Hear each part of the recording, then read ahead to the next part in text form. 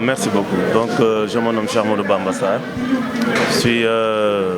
fils de Fatick, responsable politique APR au niveau communal et départemental. Donc, je suis le DAGE du ministère de l'Artisanat. Sensibiliser, comme vous l'avez bien dit, je me répète, communiquer, informer nos jeunes frères, mais aussi nos mamans. Mais donc, cette fois-ci, l'accent a été mis sur les jeunes, les primo-votants. Donc, raison pour laquelle on a noué un partenariat avec les associations estudiantines, mais aussi avec les démembrements du parti, à savoir le maire départemental et communal, et même avec la jeunesse républicaine que gère. Donc, c'est en vue, donc, avec nos collaborateurs, nos confrères donc, du conseil, donc des personnes comme M. Dien Diouf, donc, mais aussi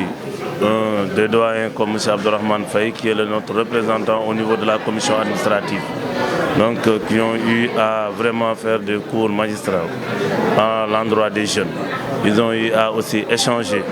avec la population tout entière. On a eu aussi la présence donc, des membres du bureau communal, donc le premier, deuxième et troisième adjoint, mais aussi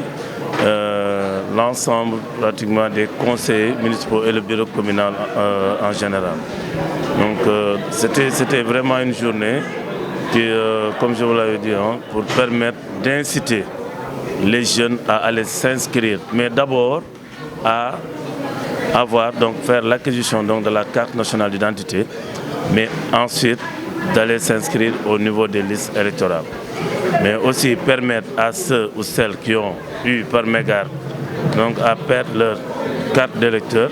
parce que c'est maintenant, tout le monde le sait, vous avez la carte d'identité et la carte d'électeur en une seule et même carte. Donc là, ça permet, on va leur permettre aussi, et on va les faciliter un peu l'accès à ces cartes. Donc ils vont venir et ensuite, comment dirais-je, passez-moi le mot, renouveler ou faire demander donc qu'il soit octroyé une nouvelle carte électorale. Donc une nouvelle carte d'électeur, autant pour moi. Donc c'est un peu ça le but en général donc, de la journée d'aujourd'hui.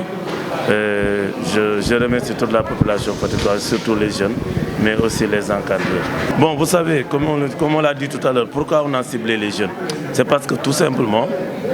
donc c'est la frange la plus, c'est la majorité. Donc la jeunesse donc, sénégalaise constitue un peu la majorité de la population. Donc aujourd'hui, il constitue donc vraiment une masse critique. Donc la masse, si vous voyez, donc la plupart des électeurs c'est des jeunes. Mais on constate un problème,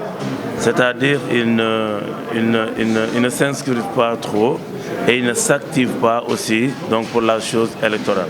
Donc parfois ils sont là, bon, quand vous faites des mobilisations, vous les voyez, mais la plupart du temps, je m'intermets, tu vois, ils sont pas trop... Bon, la plupart des jeunes, en fait, je peux le dire, n'ont pas de carte d'électeur. La preuve, bon, moi j'étais au niveau des élections locales, donc président de commission électorale de mon quartier, Paul II. Mais je me suis rendu compte qu'au niveau des deux derniers bureaux de vote, les primo-votants, vous voyez qu'il n'y avait qu'entre 70 ou 80 ou quelque chose comme ça de votants, ou bien dont le nombre ne faisait pas 100 ou 200. Donc ça, c'est un peu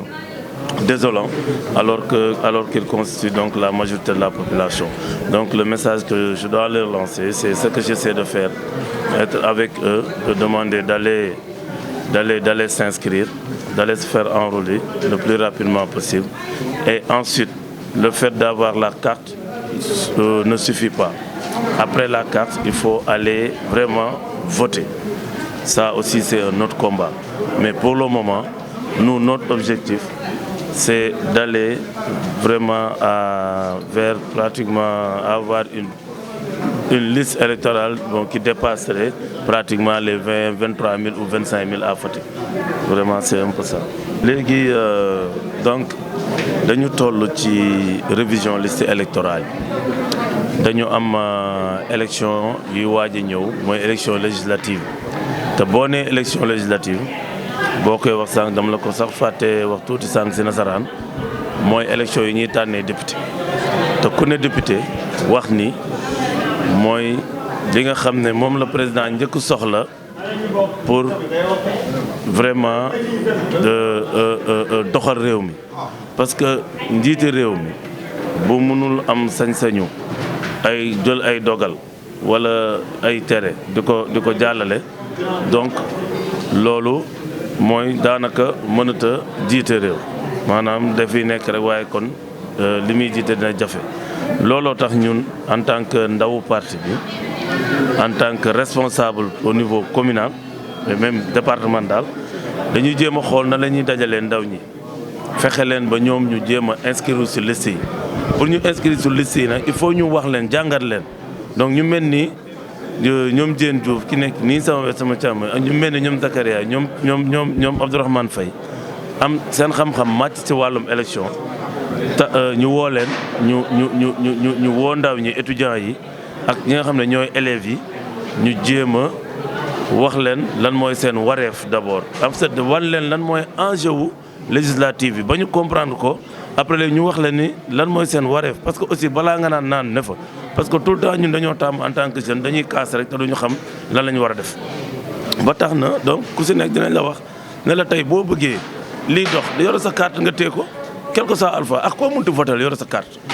mais ñun on le fait dans le sens de massifier parti bi on le fait dans le sens de yokk électorat wu Macky Sall au niveau départemental comme au niveau communal donc on l'a senti ci discours yi ñëpp muy bu Abdourahmane Faye Pakos moom bu DG Birame Faye moom mooy bu Daara Fall que Fatick nu ñuy voté dafa tuuti wala nu ñuy voté kon moo baaxul ndax li fi am ci ñi fi war a voté et que à chaque fois li ñuy dellu nombre bi day gàtt léegi nag loolu bi mu ñëwee ñu ne léegi nañ jéem a xool xale yi war a am carte d'identité ñu judd diggante le 1er janvier 2004 ba le 31 juillet donc ñooñu fii ak 31 juillet 2022 war nañ mën a voté ñu jéem leen enrôler dugal leen ñi nga xam ne am nañ carte d'identité te amaguñu carte électeur dañ leen bindaloon ne c'est pas inscrit ci liste électorale yi ñu jël leen fexe ñoom tamit ñu dem inscrire ci liste électorale yi ñi nga xam ne nag dañoo réeral te loolu dina léeg-léeg moo ëpp te avant ñooñ sax ma fay ñëw ñooy ñi nga xam ne dañu bind ba pare bàyyi seen carte ci commission bi ñu wax ne lu mu toll Fatick war na am lu mu dee plus de 250 cartes yu des fii te ñoo ñëpp dëkk ci commune bi loolu tamit du yoon parce que fii booy dem ci mairie pour jëli ko doo paas doo def dara donc sa carte nga fa demal nga jëli ko donc yooyu yëpp dañ doon ñëw tey di leen sensibiliser. ensuite ñi nga xam ne nag des fois mooy gën a metti mooy ñiy réeral seen pièce nga xam ne parfois pour ñu amaat ko dañ leen di laaj ay pièces administratives yoo xam ne des fois daanaka cherul sax mais ñoom pour ñu utal ko seen bopp sax xëy na dañ koy taayal ñun nag ñu ne léegi dañ leen koy yombalal comme léeg-léeg nit ki mun na jàpp ni peut-être bu demee uti timbre wala kii day metti si moom ñun ñu jéem a jël ay timbre mettre ko à la disposition de nos points focaux fii si mairie bi ku fi ñëw gis Mbaye Babou wala kii nga am extrait de naissance am résidence ñu utal la timbre tafal la nga dem police ñu defaral la sa pièce d'identité maintenant nag avec nos partenaires ñu jéem a fexe ba carte d'identité gaaw a génn parce que tamit boo déposé pare nga dem toog ñu teelul génn tamit amatul sens mais ñu fexe ba mu gaaw a génn ba nga gaaw a dem dugal sa bopp inscrire ci liste parce que boo xasee ba génn ba nga inscrire rek yow sa jaan wàccal léegi période bi foog naa période d'inscription bi c'est jusqu'au 27 sama juumul Zakaria après am na benn période contentieux nga dugal ay recours ak yooyu tu auras toujours la possibilité sa carte nga jot ko balaa élection yi di ñëw donc loolu moo nekkoon li nga xam ne mooy enjeu yi donc objectif bi aussi fexe ba mu nit ñi gën a inscrire lu bon ba pare électorat bi nekk biir Fatick yokk mais buñ ko yokkee ba pare leneen li nag mooy xeex bi ci topp lii première phase bi la beneen bi mooy bu ñu demee bay waaj a yegg ci élection yi ñu dugg ci biir nit ñi fexe ñu jël seen carte ñoom ñëpp ba pare dem voté ji nag en masse donc loolu moom mooy li nga xam ne moom mooy objectif bi ñaan nag bu boobaa voilà